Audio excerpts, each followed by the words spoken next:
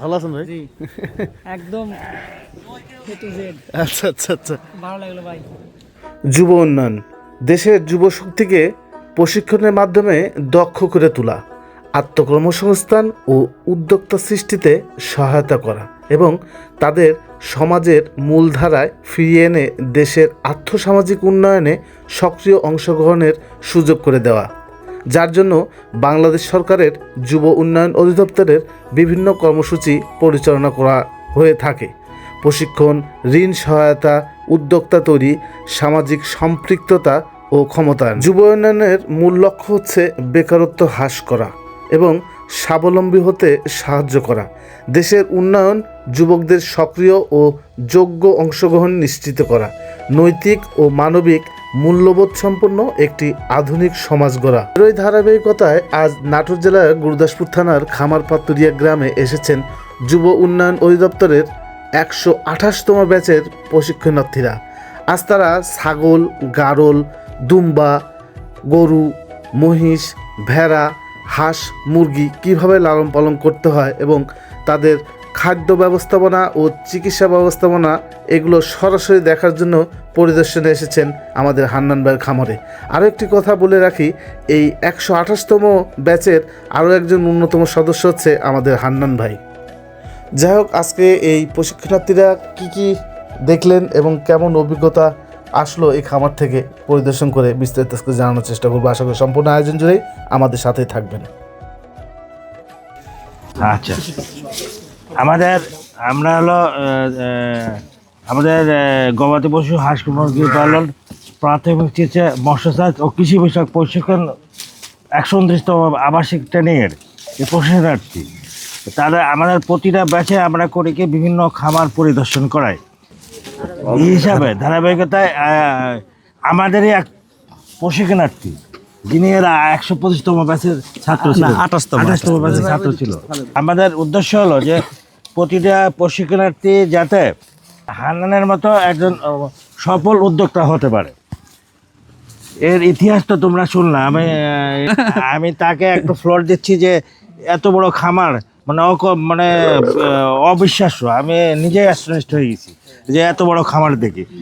এমন কোনো ছাগলের জাত নাই, এমন কোনো ভেড়ার জাত নাই, উন্নত ভেড়ার জাত, দুম্বার জাত নাই। প্রতিটা জিনিস এখানে আছে। আর সবচেয়ে বড় ব্যাপার যে বিভিন্ন যে এখানে যে বাচ্চাগুলো এই যে খামার থেকে বিক্রি হয়ে যাচ্ছে সঙ্গে সঙ্গে, এত ডিমান্ড এই বাচ্চাগুলোর। ছিল 1995 সাল, যখন আমি 3য় শ্রেণীতে পড়ালেখা করতাম। ওই দোআঁশলা ছাগল, দেশীয় ছাগল মানে দিয়ে শুরু আর কি। দোআঁশলা ক্রস ছাগল দেখা যাচ্ছে উন্নত। আমি চিন্তা করছিলাম যে ছাগলটা খুব ভালো লাগে, বাচ্চা টাচ্চা কোলেলি লাফালাফি করে তিরিং বিরিং, খুব একটা আকর্ষণ লাগে, দৃষ্টি আকর্ষণ করে। এই দেখে আমি চিন্তা করছিলাম যে ছাগলের মধ্যে আসলে উন্নত প্রজাতি আছে, গরু যেহেতু উন্নত আছে, দেশি আছে, তো এর ভিতরে উন্নত কোথায় পাবো, কিভাবে সম্ভব? বড় ভাইয়ের সহযোগিতায় প্রথম আর কি 2টা ছাগল শুরু করি রাজস্থানী তোতাপুরি দিয়ে। সেই যাত্রাপথ শখের মাধ্যমে আর কি শুরু, মানে পেটের দায় না, কিন্তু শখে শুরু করলাম। করার পরে বংশ বিস্তার হলো, এই ভিতরে কিছু বাচ্চা মারা যায়, 2-4টা বাঁচে। তারপরে আমি আর কি হাল ছাড়লাম না। আসলেও ঝুঁকি বহনের পুরস্কার হিসেবে বিনিয়োগ, মানে অর্থ লাভ করতে হয়, তাই না? তো আমি আর কি হাল না ছেড়ে শুরুটা করছিলাম এবং যাত্রাপথ মোটামুটি হাঁটি পা করে ক্ষুদ্র ক্ষুদ্র বালিকণা বিন্দু বিন্দু জল গড়ে তোলে মহাদেশ সাগর অতল। 1টা 2টা 3টার থেকে আমার দেখা যাচ্ছে 20-50টা হয়ে গেল, সেখান থেকে আবার 100টা হয়ে গেল। এভাবেই হতে হতে বিস্তার করতেছিলাম আর কি।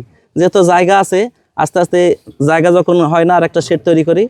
এভাবে হতে হতে আর কি এখন মোটামুটি আমার 400+ ছাগল, 100+ দুম্বা, সব কিছু মিলে আমার মূলে ছিল হচ্ছে প্রথমে শখ, আর দ্বিতীয়ত ছিল হচ্ছে উন্নত।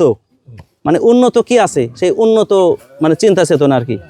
এই উন্নতর চিন্তা করতে যায়, উন্নত জিনিস আর কি যে কোনোভাবে আমরা যে কোনো মাধ্যমে কালেকশন করি।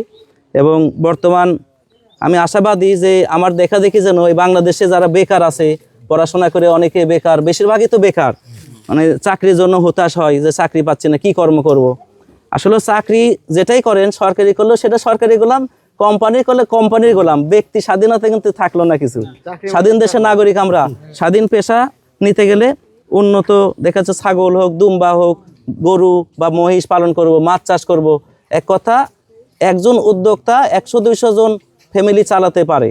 তো এই দেশের চাকরি চিন্তা না করে বর্তমান যে প্রেক্ষাপট, বাংলার যে আয়তন, সেই হিসেবে জনগণ কিন্তু বৃদ্ধি হচ্ছে, সেই হিসাবে কিন্তু আয়তন বৃদ্ধি হচ্ছে না। তাহলে কম আয়তনে কোন জিনিসটা উন্নত পালন করলে আমি লাভবান হব, কম সময়ে অনেক গ্রোথ হবে, অনেক ভালো হবে, দেশে আমিষের চাহিদা পূরণ হলো, নিজের অর্থনৈতিক চাহিদা পূরণ হলো।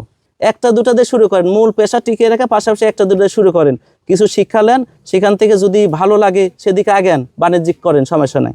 এতে দেশের উন্নয়ন হবে, নিজের উন্নয়ন হবে, এই আর কি স্যার। আর যান তখন তো আপনাকে পড়াশোনা করতে হয়েছে।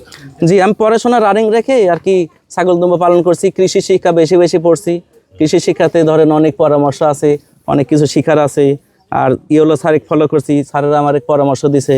রোগ বেলায় তো এগুলা জি পড়াশোনা করতে জি, রোগ ব্যাধি এবং এগুলো আর কি পড়াশোনা হয়েছে, তারপরে প্র্যাকটিক্যালি স্যার, প্র্যাকটিক্যালটাই হচ্ছে মেন। পড়াশোনাটা করতে হবে, তারপরে প্র্যাকটিক্যাল। কারণ পড়াশোনা ছাড়া, শিক্ষিত ছাড়া কোনো কিছু উন্নত করা সম্ভব না। কারণ শিক্ষায় জাতির মেরুদণ্ড, শিক্ষা ছাড়া তো কোনো কিছু উন্নয়ন সম্ভব না স্যার। কৃষি খাতেও শিক্ষিত লোক অনেক উন্নত করছে, মৎস্য ক্ষেত্রে, আপনার এই যে পশুপালন ক্ষেত্রে, কিন্তু শিক্ষার দরকার আছে স্যার। শিক্ষার পাশাপাশি আর কি কর্মসংস্থান, আত্মকর্মসংস্থানের প্রশিক্ষণের মাধ্যমে এটা যুব উন্নয়নে প্রশিক্ষণ বর্তমান আমি আপনাদেরকে সাধুবাদ ধন্যবাদ জানাই যে প্রশিক্ষণের মাধ্যমে যে উদ্বুদ্ধ হচ্ছে, যতটা মানুষের মানে অভিজ্ঞতা হচ্ছে, যতটা শিক্ষা লাভ করতেছে, তারা সাহস পাচ্ছে, বেকার যুবক তরুণ উদ্যোক্তারা সাহস পাচ্ছে একটা উন্নত ছাগল পালন করতে। এর আগে এই প্রশিক্ষণগুলো ছিল না জন্য একজনও দেখা দেখে আরেকজন করছে। এখন কিন্তু প্রশিক্ষণ হচ্ছে হিসাবে যে ইচ্ছা করতে সে সেখানে যুব উন্নয়নে ট্রেনিং নেওয়ার পাশাপাশি উন্নত কিছু পালন করা সম্ভব তাদের দ্বারা। গত বছর এই যুব উন্নয়ন প্রশিক্ষণ কেন্দ্রে আমি নিজেই প্রশিক্ষণ দিছি। দেওয়ার পরে আমাদের যেটুকু বাদ ছিল আল্লাহর রহমত সম্পূর্ণ পরিপূর্ণ হয়েছে। আর আমি আশা করব যে আপনারা যারা বেকার আছেন সবাই যুব উন্নয়ন প্রশিক্ষণ কেন্দ্রে প্রশিক্ষণ দিবেন এবং এখানে সঠিক সুশিক্ষায় আপনাদেরকে সুন্দরভাবে হাতে কলমে স্যারেরা শিখায়, আমাকেও শিখাইছে অনেক কিছু মোটামুটি। আলহামদুলিল্লাহ আমি খুব ভালোভাবে আমার যে এতটুকু বাদ ছিল আর কি সেটুকু আমি শিখে ফেলেছি। আর যুব উন্নয়ন প্রশিক্ষণ কেন্দ্রে আমি গত বছরই চেষ্টা করছিলাম যে আমার স্যারের নিয়ে আমার সব ভাই স্যারিক ডাকবো, আমরা একসঙ্গে যারা প্রশিক্ষণ দিচ্ছি। তো গত বছর সুযোগ হয়নি আসার, এই বছর জায়গা কাটছে আলহামদুলিল্লাহ, আমি অনেক খুশি। আর আমার পক্ষ থেকে স্যারদেরকে অনেক ধন্যবাদ জানাই। আর স্যারেরা অবশ্যই আমাদের খাবারের জন্য দোয়া করবেন। আমার প্রথম মূল উদ্যোক্তা আমার বড় ভাই আনোয়ার ভাই, দ্বিতীয় আমি হান্নান সরকার। আমি নিজেও অনেক পরিশ্রম করে বাইরের রাষ্ট্র থেকে এগুলা জিনিস প্রাথমিকভাবে সংগ্রহ করছি, করার পরে এখন আল্লাহর রহমতে যেভাবে বিস্তার লাভ করছে যে আমাদের এটা একটা মূল কেন্দ্র, এই মূল কেন্দ্র থেকে সারা বাংলাদেশ ছড়াচ্ছে এবং অলরেডি আমার জানা মতে প্রায় 100+ খামার আমাদের নিজে হাতে গড়ে দেওয়া হয়েছে এই দুম্বার এবং ছাগল, গরু, ছাগল তো কয়েক হাজার ছাগল দিয়ে দিছি ইনশাল্লাহ গোটা বাংলাদেশে। তাতে আমার জানা মতে যেমন ব্ল্যাক বেঙ্গল ছাগল পোষেন আপনারা, ঠিক আছে, কিন্তু ব্ল্যাক বেঙ্গল 20টা ছাগল পুষে যাওয়া হবে, আমাদের উন্নত জাতের 2টা ছাগল পুষে তাই হবে। আপনার 20টা বাচ্চার যে দাম আসবে, উন্নত জাতের 2টা বাচ্চার সে দাম আসবে, তার চেয়ে বেশি আসবে। তাহলে ব্ল্যাক বেঙ্গলের চেয়েতে এটা একটু উন্নত, মাংসর দিক দিয়ে বেশি, দুধের দিক দিয়ে বেশি, উচ্চতার দিক দিয়ে বেশি। তবে ব্ল্যাক বেঙ্গলও পোষেন, আমি না করছি না, কারণ যেহেতু আমাদের ছাগলের ভিতরে একটা ফার্স্ট ব্ল্যাক বেঙ্গল আমরা ওটা অস্তিত্ব ঠিক রাখতে হবে, ওইটা অস্তিত্ব ঠিক রেখে আপনারা উন্নত করে আর কি উন্নত দুম্বা ছাগল পালন। তবে যাদের জায়গা সংকট, স্বল্প জায়গা, অল্প জায়গা, আমি তাদেরকে বলবো এখন বর্তমানে যারা বেকার এবং অনেকে বলেন যে আমরা অনেক কষ্টে আছি, আমাদের অনেক কষ্ট, আমরা আগাতে পারতেছি না, আমরা তাদেরকে বলবো যে আপনি নিজে 2টা ছাগল পোষেন, 2টা গরু পোষেন, 2টা গারল ভেড়া পোষেন। আর আপনার ফ্যামিলির যারা লেডিস, মহিলা, আপা বা বোনেরা যারাই আছেন ওনারা বলবেন যে ওনারা শুধু যত্ন করবে, আপনি দিন হাজিরা কাজ করে আপনার জীবনযাপন কমপ্লিট করবেন। 1 বছর পরে এই কষ্টের শ্রম 1 বছর পরে দেখবেন যে ওখান থেকে ন্যূনতম 2-4 লক্ষ টাকা আপনার আয় আসছে, এটা 100%। কিন্তু বসে থাকা যাবে না, পরিশ্রম করতে হবে, পরিশ্রমই সব কিছু। পরিশ্রম না করলে কোনো কিছু করা সম্ভব না। আপনি ঘরে বসে শুধু স্বপ্নই দেখতে হবে, ঘরে বসে শুধু স্বপ্নই কেটে যাবে, কিছু করতে পারবেন না, প্রচুর পরিশ্রম করতে হবে, তাহলে সম্ভব।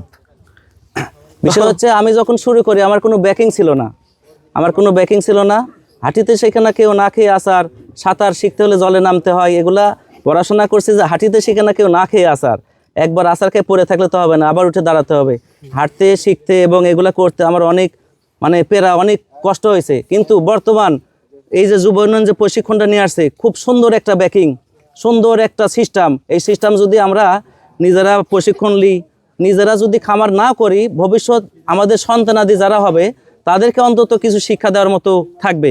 কারণ নিজে যদি না জানি সন্তানকে কি শিক্ষা দেব।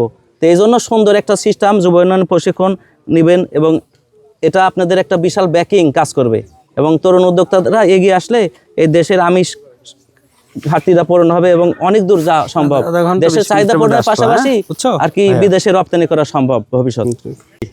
স্যার এই যে উলবাড়ি জাতের গরু এটা, হ্যাঁ দুটাই, এটা হচ্ছে বকনা লেডিস, দুটাই প্রেগনেন্ট স্যার। আপনার ওই পাশে ওটা 8 মাস চলতেছে, এই পাশে এটা 5.5 মাস চলতেছে। উলবাড়ি এটা ইন্ডিয়ান পিওর উলবাড়ি, এটা আপনার হচ্ছে অন্ধ্রপ্রদেশের গরু আর কি, হ্যাঁ অন্ধ্রপ্রদেশের গরু। এটা প্রথম প্রেগনেন্ট স্যার।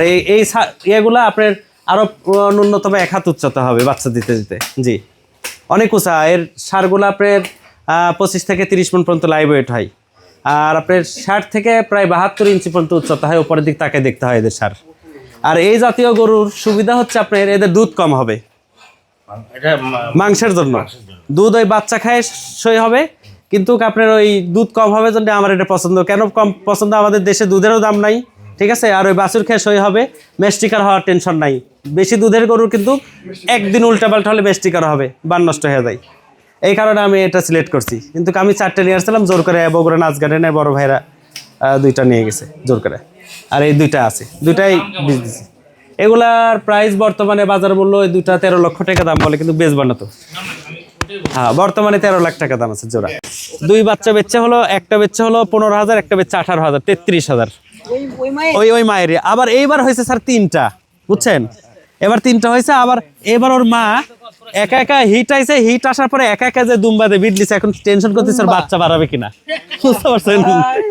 একা একা হিট হয়েছে, হিট যায় ওই দুম্বার কাছে যে একা একা বিজ দিছে ও, বুঝতে পারছেন?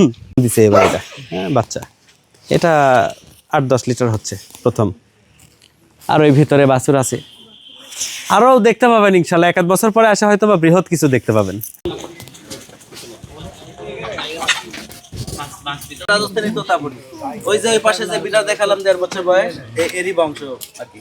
ওগুলা এই বয়সে এরকম বড় হবে। মানে নতুন উদ্যোক্তা যারা, এদেরকে আমরা কস ছাগলের পরামর্শ দিই, যে তোতার কস বা বিটলের কস ছাগল 20-25,000 30 লাখ টাকা।